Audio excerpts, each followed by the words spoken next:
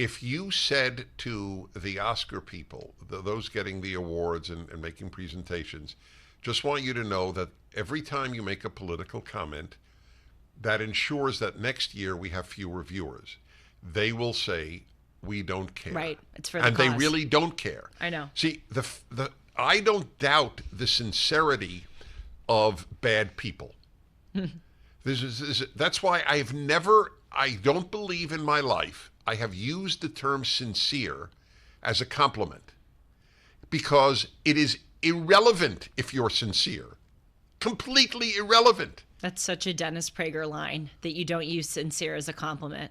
You're right. I don't use it. By the way, I don't use it as an insult. It is a useless term. Hitler was sincere. Stalin was sincere. What does it mean? And good people are sincere. It means it's like you breathe.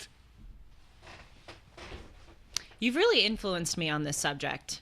I used to talk about people's intentions. I really don't so much anymore, because you're right, it doesn't matter in the end as much as your actions do. The great battle, I've had two major battles ideologically in my life. One is to teach people that the end of Judeo-Christian values is the end of civilization.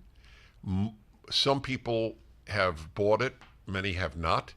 I think it is now more obvious than ever when you have campuses erupting on behalf of the Nazis of our time, Hamas. Right. There is no difference between them.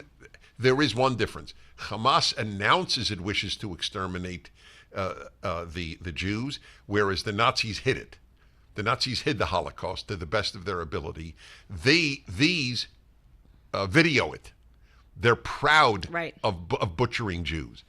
And the other is that behavior is all that matters. And this one is a harder one, ironically, because whereas in the first case, I obviously have religious Jews and Christians on my side. On behavior is all that matters, I don't have a lot of Christians on my side. And these are people I adore. This is not a knock on them at all. I'm just explaining. Right.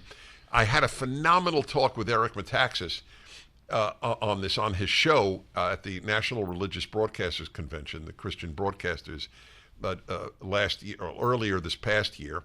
And it was to his credit, and I just had an evening with him in New York City just this past week.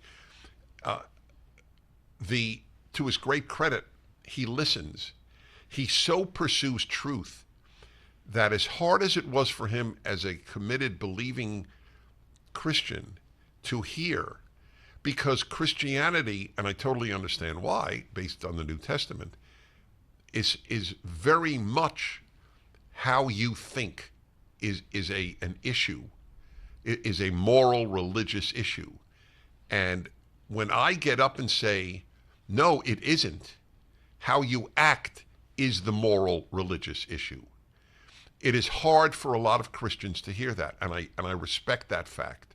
And I say it with love and respect, but ironically, if maybe ironically is not the word, but it might be, the left hates that much more even than Christians hear it, and they may not agree, but they don't hate it. But the left hates it because the left is entirely about, it is not at all about what did you do. Why don't they hate communism? Because they meant well. Oh, the fact that they slaughtered more people than the Nazis by a factor of 10 is, about a factor of 10. Doesn't mean anything. It means nothing. And they don't care that you're the godfather of a gay couple's son. That's you have a perfect gay friends. example. No, that's correct. Your public position on gay marriage matters far more to them than your actions. That's right. Right. Yes. Well, it's hard because, as I just said, you've influenced me a great deal on this subject, caring more about actions than thoughts. But I do think one of the strengths of Christianity is how they advise you to direct your thoughts. For instance, something that I've been thinking about a lot lately is this concept of turning the other cheek and praying for your enemies and essentially wishing the people who hate you all the best.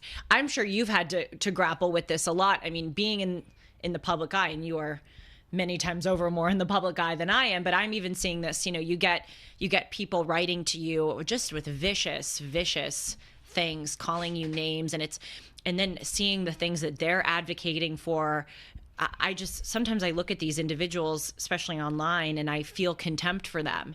And so I'm not that I would ever, wish something horrible on them, but I do feel contempt and hatred. And so I've been trying to kind of go a Christian route and go, I'm going to pray for them. I'm going to wish them well. I'm going to turn the other cheek and not let this fill me with evil and hatred.